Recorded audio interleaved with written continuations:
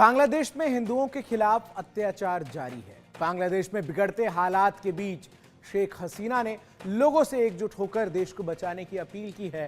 तो वहीं खबरों के अनुसार बांग्लादेश की फौज भारत से युद्ध लड़ने की तैयारी कर रही है। तो वहीं मौके का फायदा उठाकर पाकिस्तान बांग्लादेश के करीब जाने की कोशिश कर रही है। पूरी खबर हमारी इस रिपोर्ट में देखिए।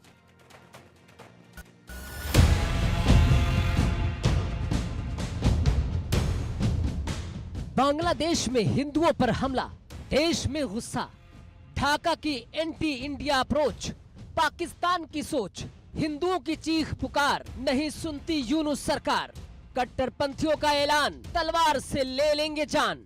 भारत से युद्ध की तैयारी कर रही हिंदुओं और अन्य अल्पसंख्यक समाज के लोगों के साथ जारी बर्बरता को लेकर कई देशों में रहने वाले प्रवासी भारतीय भी आक्रोशित हैं।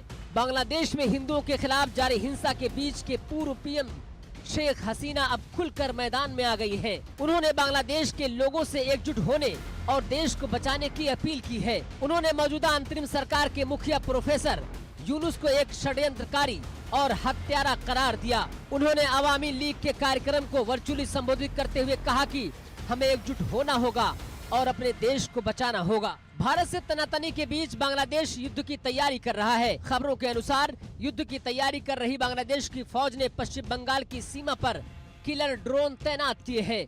बांग्लादेश ने तुर्की वाले खतरनाक ड्रोन को बॉर्डर पर तैनात किया है। TB2 ड्रोन हमले के साथ ही जासूसी करने में भी माहिर है।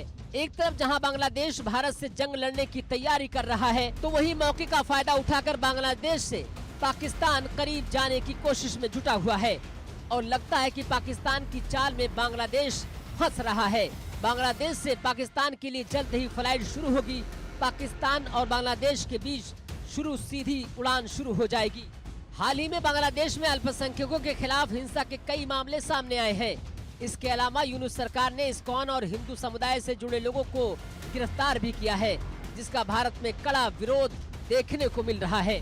भारतीय विदेश मंत्रालय के प्रवक्ता रणधीर जायसवाल ने 29 नवंबर को कहा था कि बांग्लादेश की अंतरिम सरकार को अपने देश में सभी अल्पसंख्यकों की सुरक्षा की जिम्मेदारी निभानी चाहिए। और अब भारत के विदेश सचिव विक्रम मिस्त्री ने भारत का दौरा किया है। अब देखना होगा कि विक्रम की इस यात्रा में अल्पसंख्यकों की सुरक्षा के लिए क्या फैसला लिया जाएगा। Bureau report, India news. तो भारत से जंग की